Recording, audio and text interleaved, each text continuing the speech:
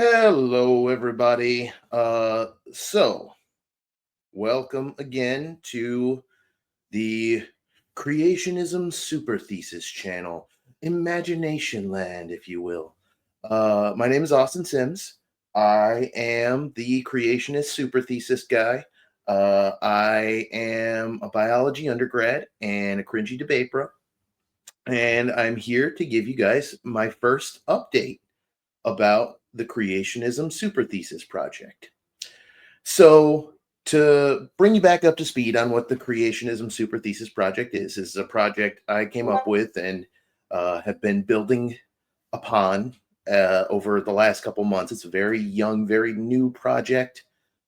Just taking all of my energy and putting it into an actual, measurable thing, a real, conglomeration of all the arguments, all the facts, all the data, all the reading, all the people, the whole community. I'm really just diving deep into creationism, arguing with creationists, learning about different kinds of creationism, going to churches, going to different creationist organizations, and seeing what they're all about, collecting information about them, refuting them when I can, pointing out what things they get wrong, which is most things, and pointing out the rare instances where they get things right, and just generally learning as much as I can about the subject and then sharing as much of that learning as I can with as many people as I can.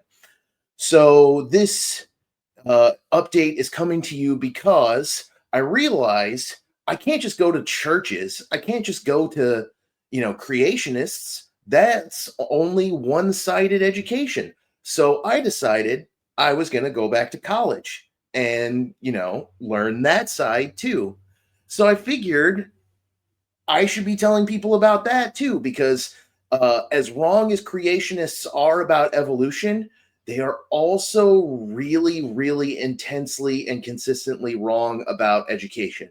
They think colleges are leftist, liberal, brainwashing cults where people go in and they have all of their individual thoughts stripped out and pulled away, and they're made into, the liberal leftist cookie cutter college professor, like so many creationists seem to have living rent free in their heads. So I wanted to do a little update because I'm re enrolling in college and I wanted to talk about that process a little bit because I'm actually going to surprise you guys a little bit. Uh, Creationists and right wingers and conspiracy theorists, they are somewhat correct about some of the things they say about college. No, stay with me. Stay with me. They're not right about it being a cult. They're not right about it being a brainwashing, organization. They're not right about any about of that stuff. What they are right about is that education is difficult to access at that level, that there is an outrageous amount of red tape you have to cut through to get a college education, and that process filters out people who probably have something to offer intellectually to the world, but their intellect never ends up getting cultivated because they are stymied by the red tape and the hoops that they're forced to jump through. I'm going to talk a little bit about hoop I experienced that I have been forced to jump through, and what it felt like and why that kind of makes me feel like, yeah, they kind of have a point on that one. So I went to college years ago, years and years ago. Like I graduated from high school ahead of time because I had just an outrageous amount of credits. When I was in high school, I was going to school full year round, and then half of my summers I was going to college prep academies in the summer. So I only got half a summer break most years. And as a result, by the time it came time for me to graduate, I had enough credits to basically graduate from high school twice. That gave me a nice jump start on my college credits. So I left high school, started college. I said, I'm going to be a physicist because I like math and I like physics. And, this is what I'm passionate about. I'm going to be a physicist. And I got through like 2 semesters. I got through Physics 1 and Physics 2 and Calc 1 and Calc 2. And let me tell you, that was hard. That was very difficult for me to do. Calculus is very difficult mathematics, even for me, somebody who's fairly gifted at mathematics. Calculus is very hard, especially once you've gone beyond Calc 1. Calc 1 was kind of meh, but Calc 2, things got really hard. Physics 2, things got really hard. I barely passed those courses. But I did. I passed those courses, and I was doing okay to get, my physics degree. And then I hit Calc 3 and Physics 3, and it was so challenging. Like the difference in difficulty was a leap that I was not expecting. So I started struggling, and I had a lot of, issues in my personal life. At the time, I was working crappy retail and food service jobs, which, if you work in those jobs, the scheduling is god awful. It leaves you. I think it's done that way intentionally, precisely so you don't have time to look for other jobs, to go to college, to do things that will improve your life enough that you no longer need to rely on this, sucky fast food retail job. So that was a big issue. I didn't have a reliable vehicle, so I had to either ride public transit or I had to just hoof it to school myself. There were a lot of issues why I failed. The biggest being that while I was there, I rekindled a relationship with my high school sweetheart, and we ended up getting married and having a kid. And because of that, I ended up dropping out that last semester. I was just a few credits short of my general studies degree, and which it's going to be the first thing I complete when I go back. And for years, I've been wanting to go back. I want to go back, want to get my degree, want to actually, cultivate my mind and have that experience, have that education that kind of sets you apart from lots of other people. And I wanted to be able to, I wanted to have the highest level of understanding of these sciences that I'm passionate about possible. So college was the way to go. So immediately I hit this roadblock because I screwed up so bad the last time I was there. And I think it's going to be a pretty easy roadblock to overcome, actually, because I think the appeal that I wrote was very heartfelt, very good, very sincere about my intense passion to resume my learning. But I wanted to talk about it a little bit because I know that even though I'm probably going to get over this roadblock, there's lots of people who deserve a college education who would hit that roadblock and immediately give up. And that is a big problem with the college system. There are so many of those roadblocks involved in the administrative side of getting an education. And I feel like a lot of people, when they hit that roadblock, they don't think about, oh, I'll be able to get over this easy. It's an immediate blow to their spirit. It's an immediate, I know because I felt it. When I was told your financial aid is on hold, I was so excited when FAFSA was like, yeah, we'll give you a Pell Grant. We'll pay for you to get educated. I was like, yeah, let's go, And it turned out to kind of be a little too good to be true. When I hit this roadblock, when the financial aid office said, you're on hold, you got to do this thing, my first instinct was give up. This is ridiculous. What they're going to make you do cartwheels and jump through hoops and roll over and beg, and I hate doing that. I hate submitting to authority, especially if I don't feel like there's an abundantly clear, an extremely salient reason that this authority should be submitted to. Like, if a surgeon tells me if you don't get this surgery, you're going to die, I will submit to that authority. But a college saying, no, the government has agreed that they'll give us money to educate you, but we're not sure we want to take it. Like that. Oh, something about it had me so wound up.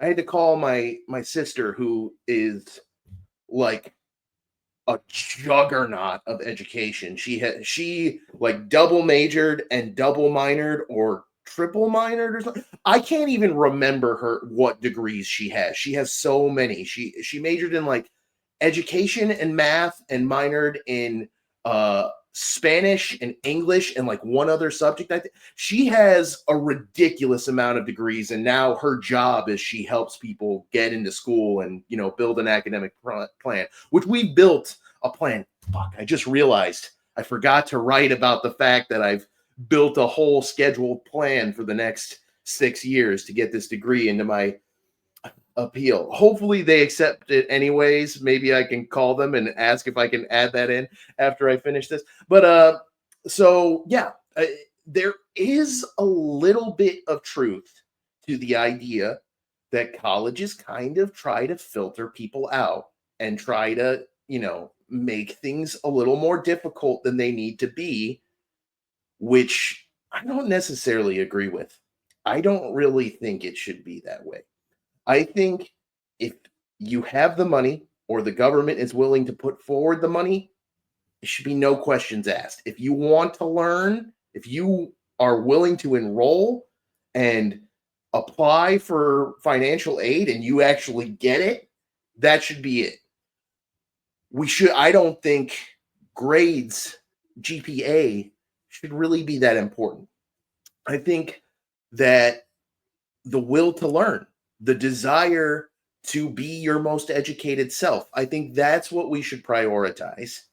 And I think that a lot of times, and if you work in a college administrative office, please don't take this personally. I think a lot of times college administration does this thing where they try to create their own job. They give themselves a job to do. This is like something I experienced a lot in like retail and fast food, where there's a lot of executives in the corporate hierarchy, but only the one at the top has any real power. The rest of them are just there. And what do? They probably don't have a standardized job description. They have created their own role within the company. Like if they're, a merchandiser, they go around to stores that, are already working, already making sales, and they move everything around. They shuffle everything around. And, for some reason, they believe this creates more sales, but it really doesn't. But it gives that person a job to do, a role within the company, whether or not the role is actually important or if it actually accomplishes anything. And I feel like, yeah, college administration, they're kind of doing the same thing a little bit. There is an ridiculously bloated level of administration to college education.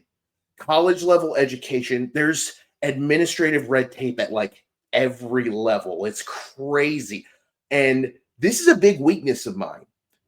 I don't do well with going through administrative channels. It frustrates me, it exhausts me, it confuses me, especially if their system is not like brain dead toddler level simple, which college systems never are. They're never simple. They're always absurdly complicated.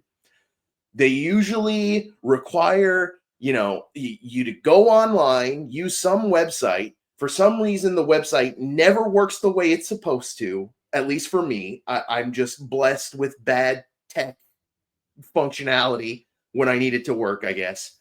And, you know, and that is one side of the college education experience where creationists and anti-vaxxers and pseudoscience deniers of all stripes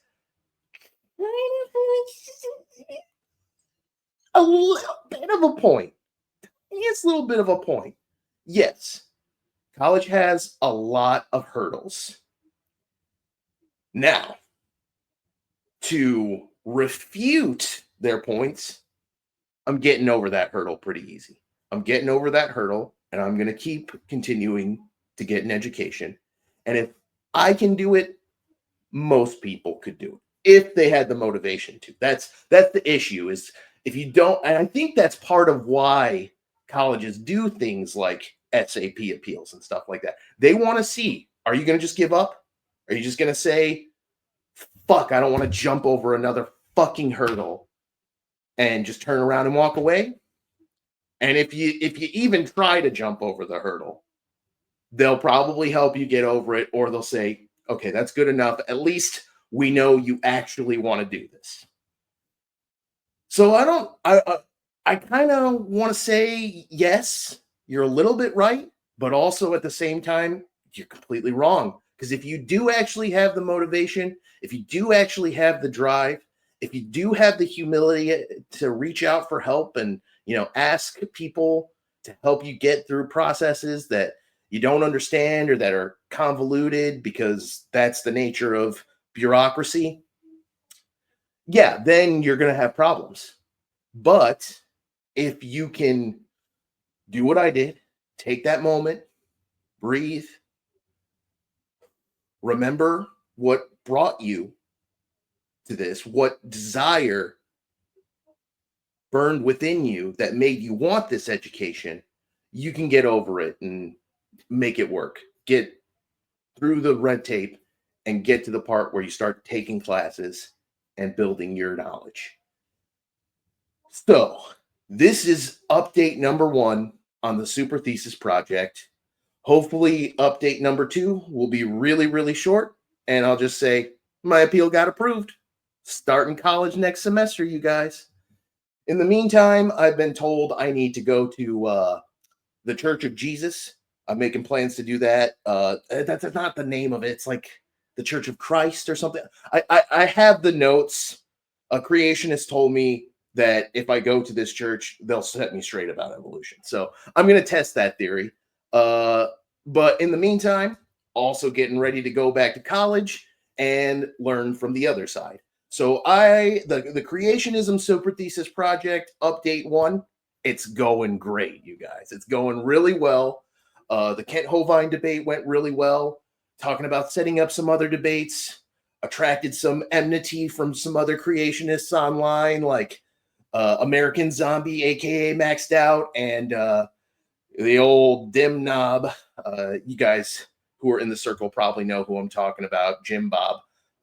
If you've scrolled through Facebook, you've probably seen him yelling misogynistic rants at confused, 20-something TikTok influencer female women who have no idea, why this guy is so mad about them being hot and sexy and, having young person ideals instead of old crotchety boomer ideals like he does. So I've attracted some enmity from those two. I did that great debate with Kent. There's a few other creationists who have reached out to me, some, higher quality creationists that want to do some discussions and debates. Donnie wants to do a discussion. Kent wants to do another debate. I've been thinking about what subject I would want to debate with Kent. I'm thinking a good one to do would be maybe, I know a lot of subjects that I would want to do. He probably won't debate. But a good one to do, because it came up in our first debate, would be monocellular to multicellular evolution, because he doesn't think that's possible. And it really is. There's like tons of examples of species that are capable of going from monocellular to multicellular colonies to true multicellularity to even being completely non-microscopic. So that would be a good one to debate. There's a lot going on. There's the school thing, more debates, making enemies. It's great. It's going awesome, you guys. So yeah, update 1 pretty much concluded. Thank you guys so much for following around on my ridiculous journey. Yeah, thanks for stopping by.